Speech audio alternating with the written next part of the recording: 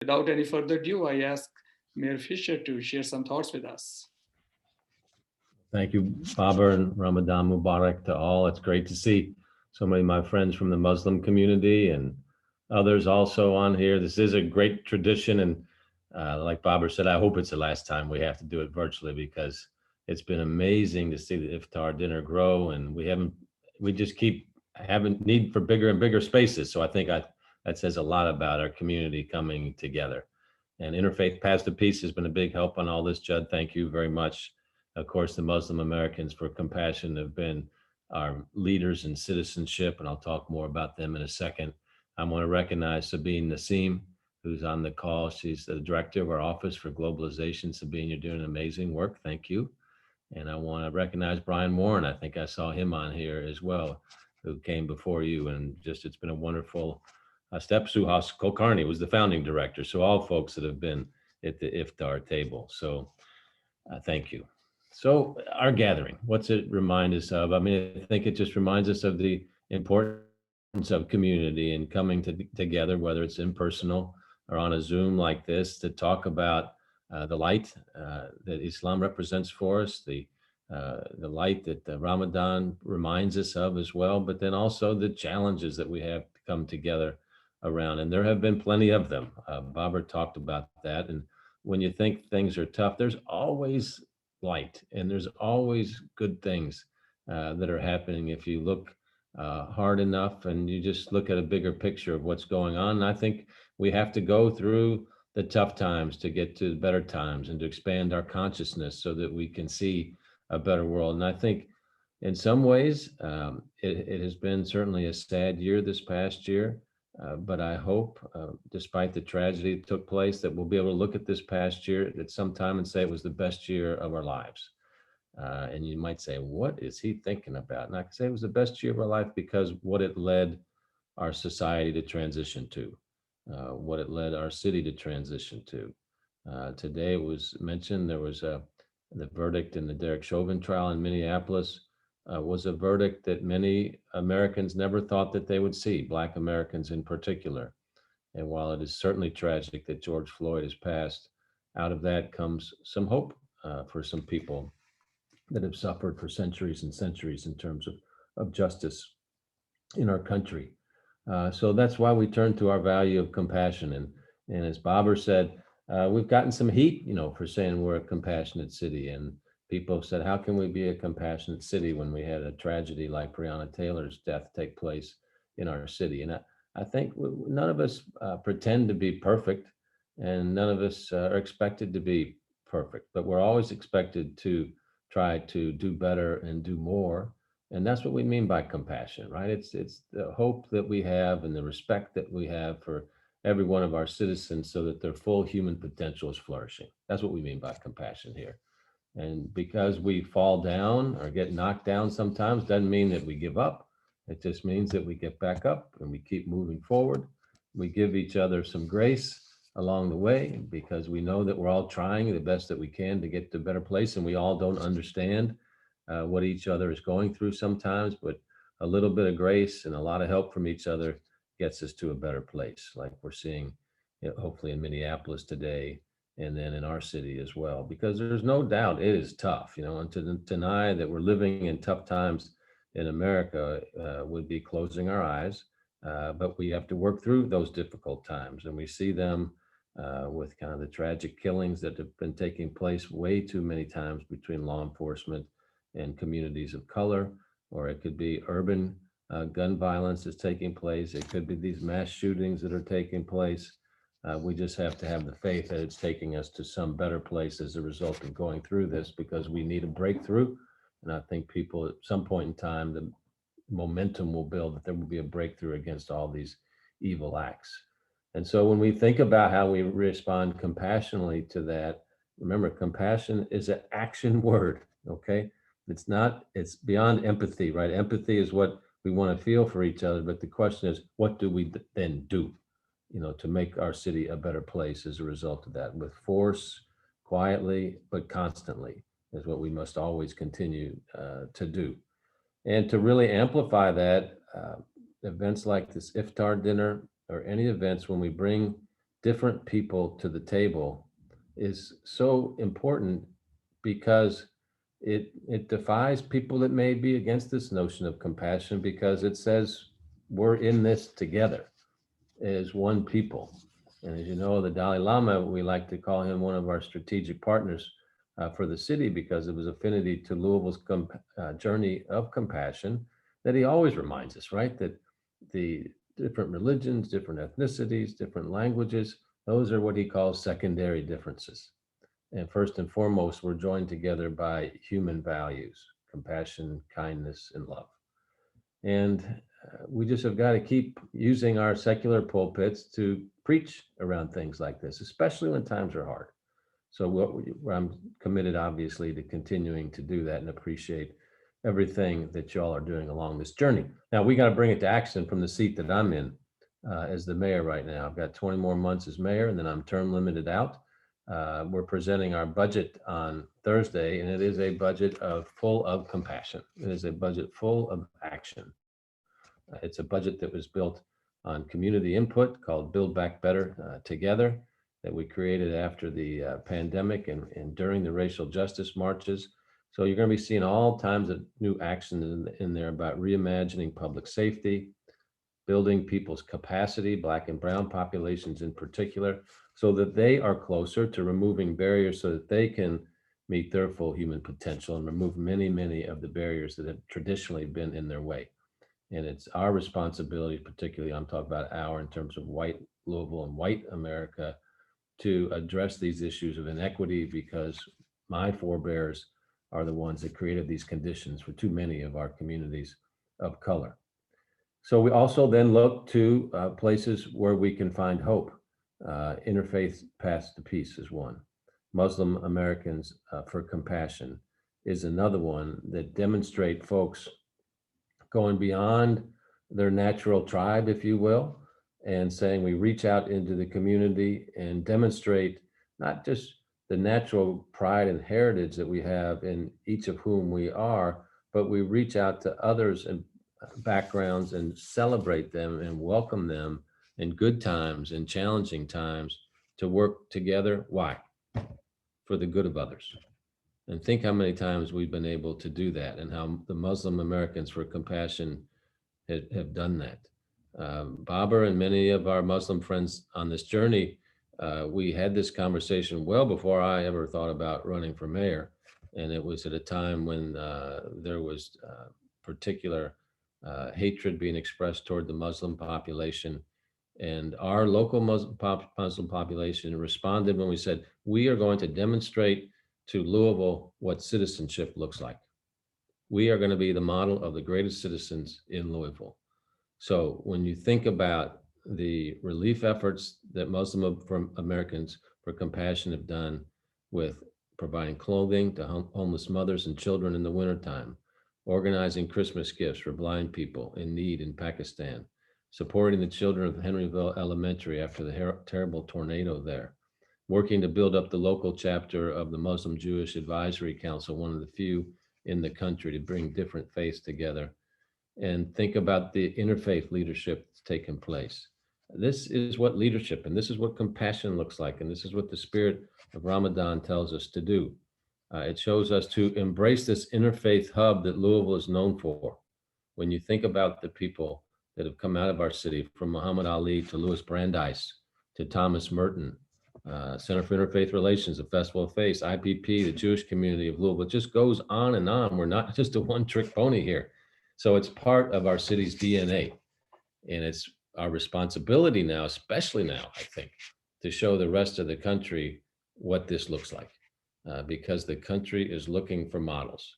And coming out of our tragedy of last year, what I said is we need to show the country what it looks like for a city that leans into racism, leans into discrimination, rebuilds an economy for all of our citizens, and shows us, in fact, how you advance on racial equity. And I know I'm singing to kind of the choir here because you guys have been leaders in this work all along. So now my humble challenge to everybody is to amplify these efforts. Okay, so for as much as you've done already, who can you touch tomorrow and the next day and the next day? and challenge people to unify around these human values of compassion and love and kindness. And so that's how you build a great city, right? And that's how we get through tough times together. And that's how sometimes we get through the doubts maybe that we had, but time shows us that these values always are what important to each and every one of us in our journey as a city. And we've shown it numerous times, whether it's the city coming out to paint over the hate at the mosque on River Road, the Hindu temple on Bardstown Road, when we sent the champ Muhammad Ali home 5 years ago on his final journey, people all over the world said, I want to feel like that. I want to be part of a city like that. So I want to thank everybody, encourage everybody to keep the faith and keep moving forward in a beautiful way through good times and bad, especially in hard times. That's when we need it.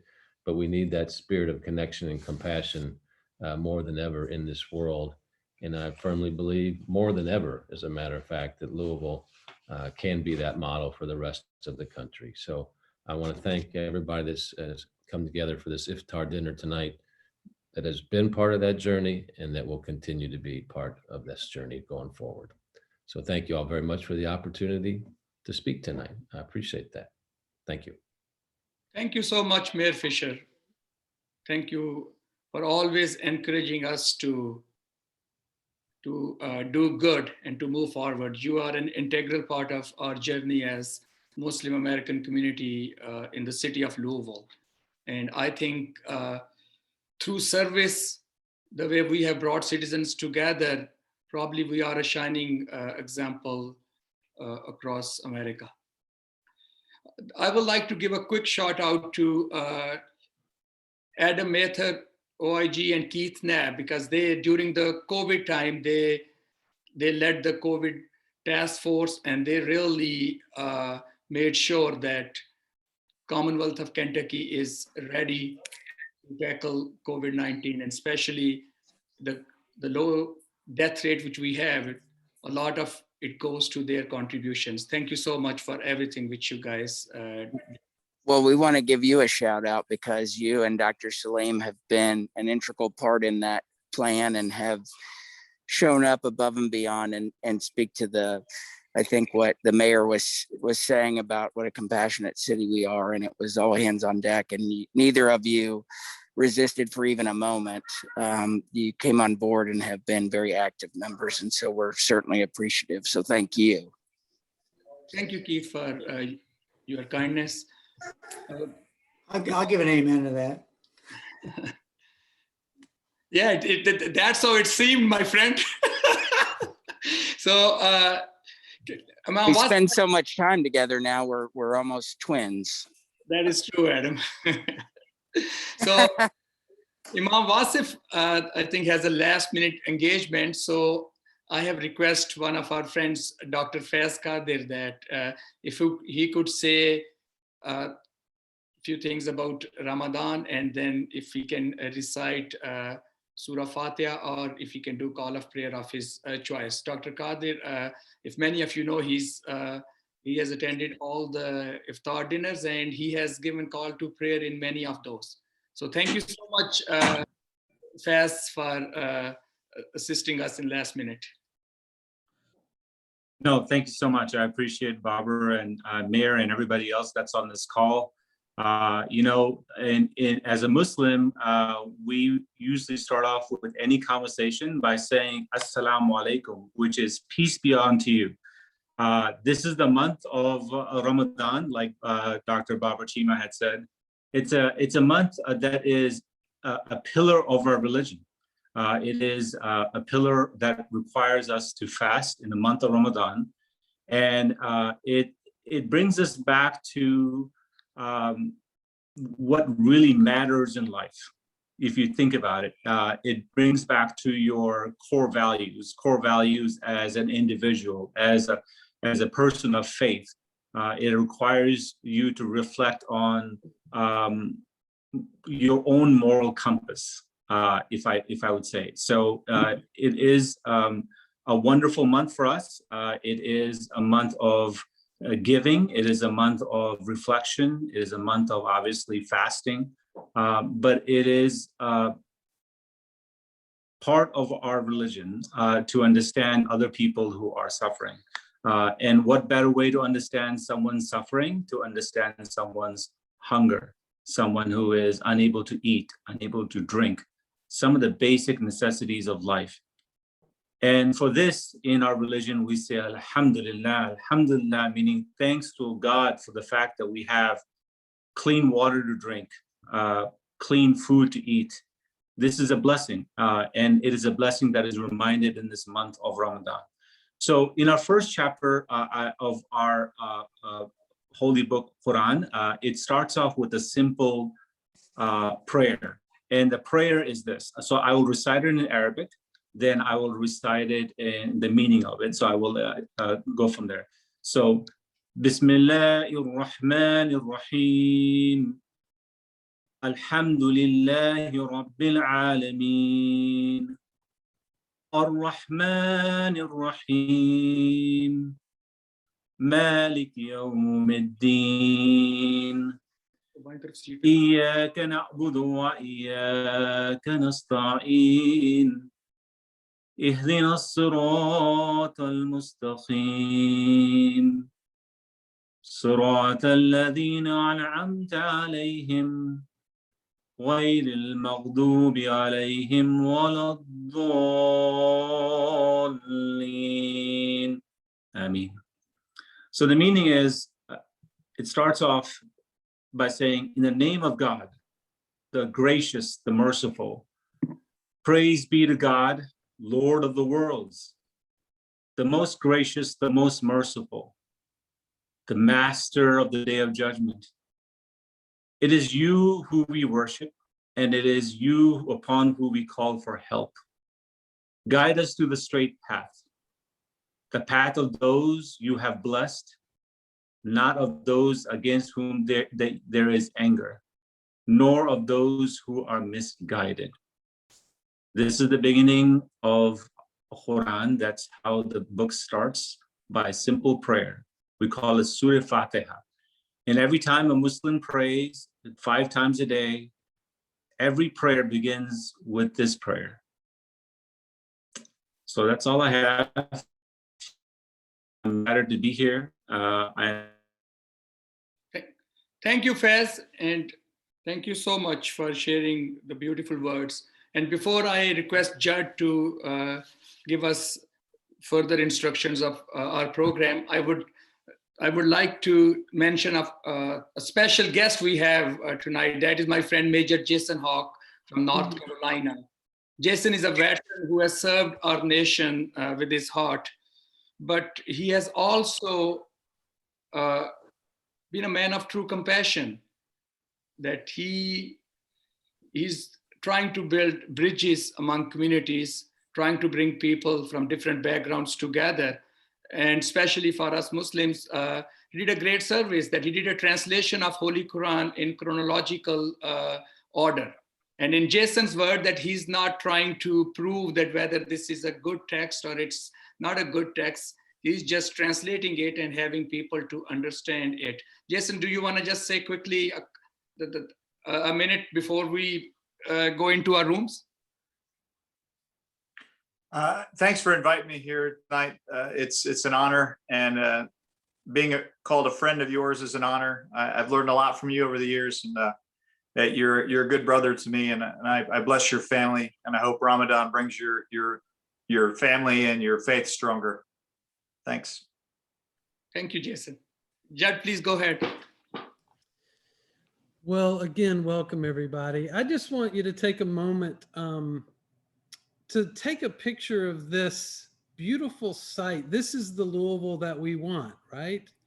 All of these beautiful faces, different cultures, different religious traditions, and we're all here to celebrate one another. And thank you for giving the evening to get to know each other, to build these bridges of understanding and love and acceptance. I want to thank all of our host Muslim families. I'm about to send you into a breakout group where you're going to get a chance to get to know each other a little bit more. We have some questions that we'll reflect on, and we really encourage everybody in your home to share these questions and build some bridges of understanding and connection with each other. But before we do that, just make sure you get a picture of these all these beautiful faces. So thank you all for being on today and giving some time and energy.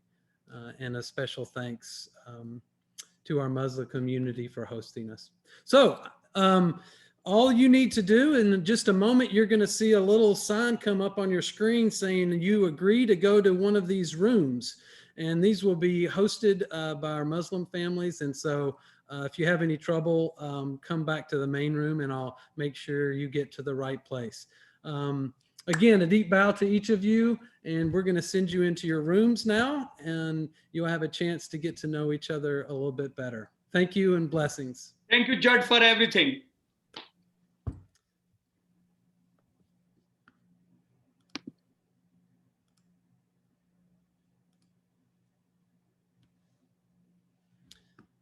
So you should be seeing a little message there that says click to go to a room.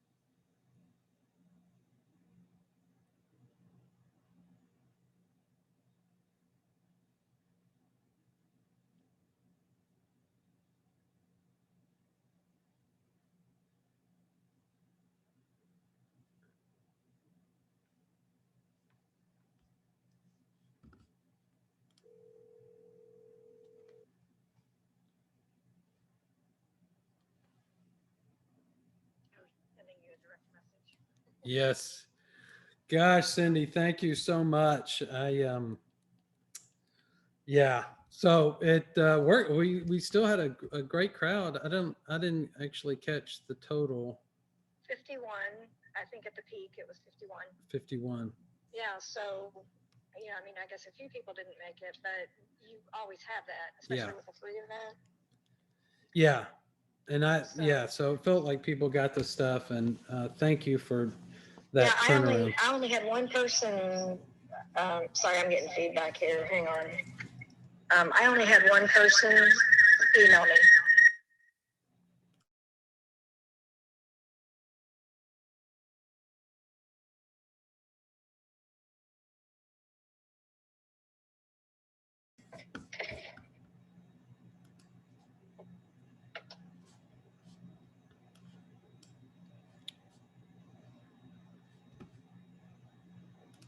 Greetings, Mr. Nasser. I'm about to put you in a